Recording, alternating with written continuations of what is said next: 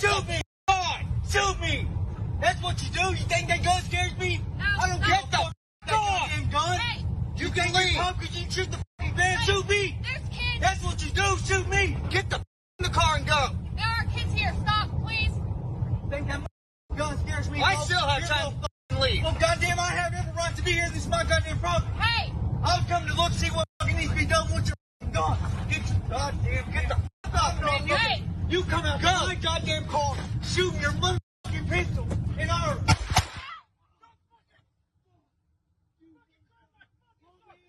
Are you kidding? I got that on tape. Yeah, no. Yeah, I got it all. Got it on tape. There was an argument that escalated very, very quickly. The man without the shirt on there is an Adair County off-duty police officer, and he shot the victim there. And they were arguing over something along the grounds of this one particular piece of land. Let's go to some details because I feel like it wasn't all that important, but I wasn't there. This is what went down. So according to Sheriff Tim Helder with the Washington County Sheriff's Office, just before 6 p.m. on Saturday, September 3rd, deputies responded to a shooting on Pleasant Hill Road in the rural Lincoln area. And after they arrived, deputies say they found one man who was shot twice in the abdomen, as you saw happen there, by Travis Adams. That's the name of the off-duty Adair County, Oklahoma deputy.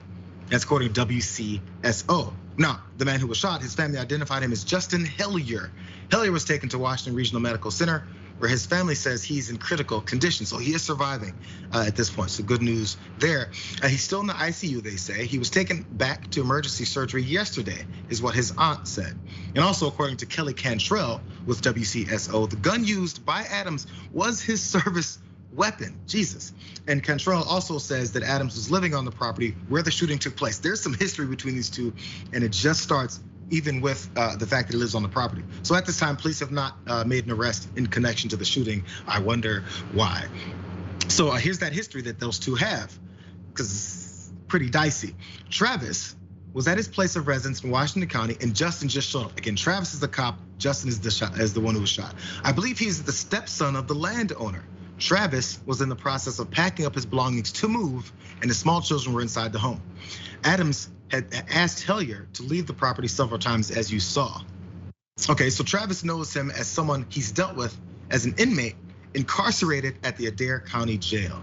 What normal person would walk outside to talk to a man who he knows him as someone who's tried to deal with as an inmate who has had multiple arrests. That's what Richie also said as well, the police authority there.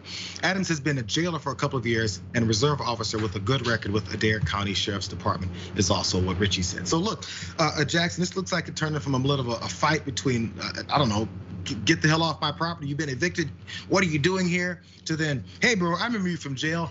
You were that guy who used to pee too long and I'd have to make sure you sit back to yourself. Who knows what the drama is, but these two don't like each other and there's a history. And now that one who was once the inmate is now the stepson of a landowner to kick this guy off the property, it turned into some mad drama. Yeah, man, and I mean, that's why in a lot of ways, unless you're, like someone's literally breaking into your home, it's not that serious, like whatever heated moments you have with somebody, those two quick little shots could have took his life.